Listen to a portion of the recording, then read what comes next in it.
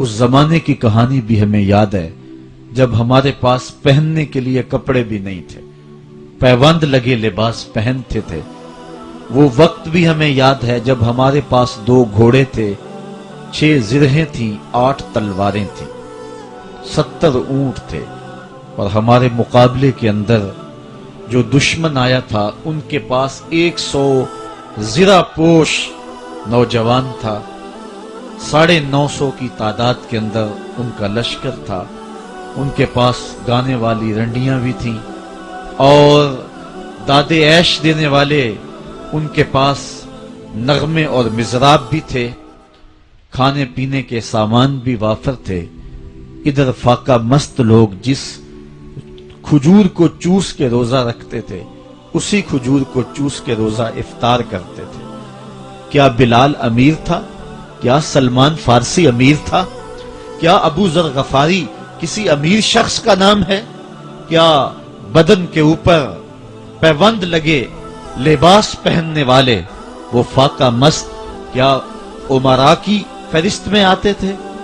ہمیں تو وہ کہانی بھی اسلام کی غربت کی یاد آتی ہے کہ جب احد کے اندر 70 شہیدوں کے لاشیں پڑے ہوئے ہیں تو حضرت صفیہ حضور کی پھپھی اپنے بھائی حمزہ کے لیے 2 چادریں لے کر کے کفن کی آتی ہے، تو حضور علیہ السلام نے فرمایا کہ جس قبر میں حمزہ کو دفن کیا جائے اسی قبر میں مصعب بن عمیر کو بھی کفن دیا جائے اور دفن کیا جائے، اور کہا میرے چچا کے لیے اس کی جو بہن میری پھپھو جو 2 چادریں لے آئی ہے، کہا 1 چادر ہم مصعب بن عمیر کو دیں۔ یہ مصعب بن عمیر کون ہے؟ تاریخ پڑھو، کتنی دل آویز تاریخ ہے۔ مکے میں ایک امیر ترین خاتون ہے جس کے بیٹے کا نام مصعب ہے، اور وہ اپنے بیٹے کو اتنا خوبصورت لباس پہناتی ہے اور اتنے خوبصورت خوشبو اور عطر اس کو لگاتی ہے کہ مصعب بن عمیر جن گلیوں سے گزرتے تھے دیر تک وہ گلیاں مہکتی رہتی تھی۔ لوگ کہتے تھے یہاں سے مصعب گزر کے گیا ہوگا اس لیے یہ گلیاں مہک رہی ہیں۔ اچھا پھر مصعب پہ نظر پڑتی ہے میرے محمد عربی کی، تو مصعب بن عمیر حضور کی زلفوں کا اسیر ہو جاتا ہے۔ ماں کافرہ ہے، جب پتہ چلتا ہے تو اس کا لباس بھی چھین لیتی ہے، سہولتیں اور آسودگیاں بھی واپس لے لیتی ہے۔ پھر وہ وقت بھی آیا کہ مصعب بن عمیر حبشہ کی جانب ہجرت کر جاتے ہیں۔ مکے کے حالات کچھ تھوڑے سے خوشگوار نظر آئے تو وہ حبشہ سے واپس مکے جب پلٹے تو ان کے بدن پہ جو چادر تھی وہ جگہ جگہ سے پھٹی ہوئی تھی۔ میرے آقا کریم علیہ السلام نے دیکھا تو حضور کی آنکھوں میں آنسو ٹپکنے لگے۔ کہا یہ وہی مصعب ہے جو اتنا خوش پوش نوجوان تھا کہ میں نے پورے مکے میں اس سے خوبصورت لباس پہننے والا کوئی دوسرا شخص نہیں دیکھا، اور آج میرے مصعب کو پہننے کے لیے جو چادر میسر ہے وہ بھی جگہ جگہ سے پھٹی ہوئی ہے۔ یہ اسلام کی غربت کی کہانی ہے، اور آج احد میں یہی مصعب بن عمیر شہید ہو جاتے ہیں اور ان کے لیے کفن بھی دستیاب نہیں ہے۔ حضور نے کہا جو میرے چچا کے لیے 2 چادریں لائی ہیں ان میں سے ایک کا کفن مصعب کو دے دو نا، اور دوسری چادر سے کفن میرے چچا کو دے دیا جائے۔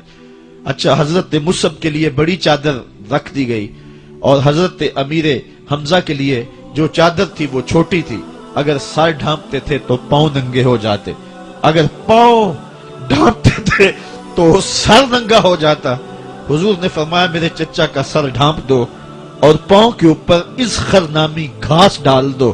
میں یہ اسلام کی غربت کی کہانی تمہیں سنا رہا ہوں، جب میرے رسول کے چچا کے لیے پورے کفن کا ٹکڑا بھی دستیاب نہیں تھا، اسلام اس وقت بھی عزت پا گیا تھا، اسلام اس وقت بھی ذلیل نہیں تھا، اسلام اس وقت بھی سر بلند تھا، اور اسلام اس وقت بھی عزتوں کی مسند پہ تھا۔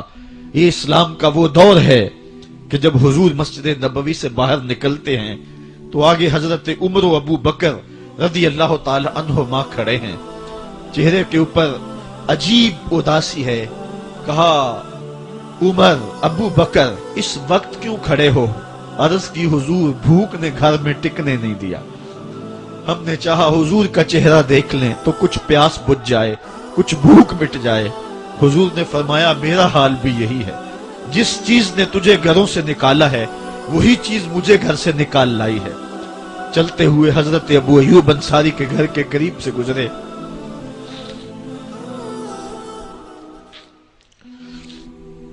حضور کی خوشبو پا کے وہ باہر آ گئے. عرض کی بندہ نواز آج میرے مہمان نہیں بنتے؟ حضور نے کہا تمہاری مرضی. گھر لے گئے, چٹائی بچھائی, حضور کو بٹھایا, گھر والوں کو بکری کا بچہ ذبح کر کے دیا. کہا جلدی جلدی کھانا تیار کرو, میرے آقا کو بھوک لگی ہوگی. یہ کہہ کے واپس آئے, حضور کے پاس بیٹھے, نظر چہرے پہ پڑی تو گھبرا گئے. نکاحت کے آثار اتنے واضح تھے کہ سمجھ آ رہی تھی کتنے دنوں سے حضور نے کچھ نہیں کھایا. اٹھ کے باغ میں چلے گئے, کھجوروں کا خوشہ توڑا, حضور کے سامنے رکھا. کہا بندہ نواز جب تک کھانا تیار نہیں ہوتا یہ کھجوریں تناول فرمائیں. تھوڑی دیر کے بعد کھانا دسترخوان پہ لگ گیا. حضور سے عرض کی گئی حضور آئیں کھانا تناول کر لیں. حضور نے دسترخوان پر تشریف فرما ہو کر کے حضور نے کپڑا اٹھایا تو حضور نے جب دیکھا کہ کھانا ہے تو حضور نے ایک روٹی لی اور چند بوٹیاں اٹھائیں اور ایک خادم کو بلا کر کے کہا جاؤ ہمارے گھر دے آؤ, میری بیٹی فاطمہ کتنے دنوں سے بھوکی.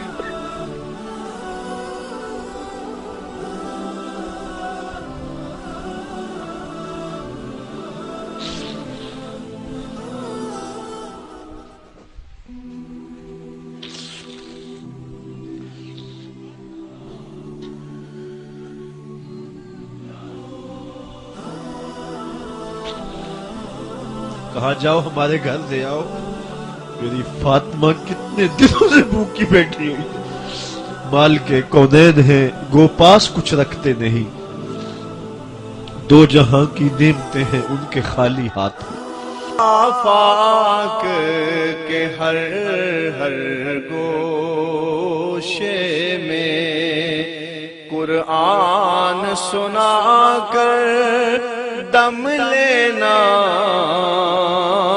اب رکنا نہیں, اب تھمنا نہیں. فردوس میں جا کر دم لینا,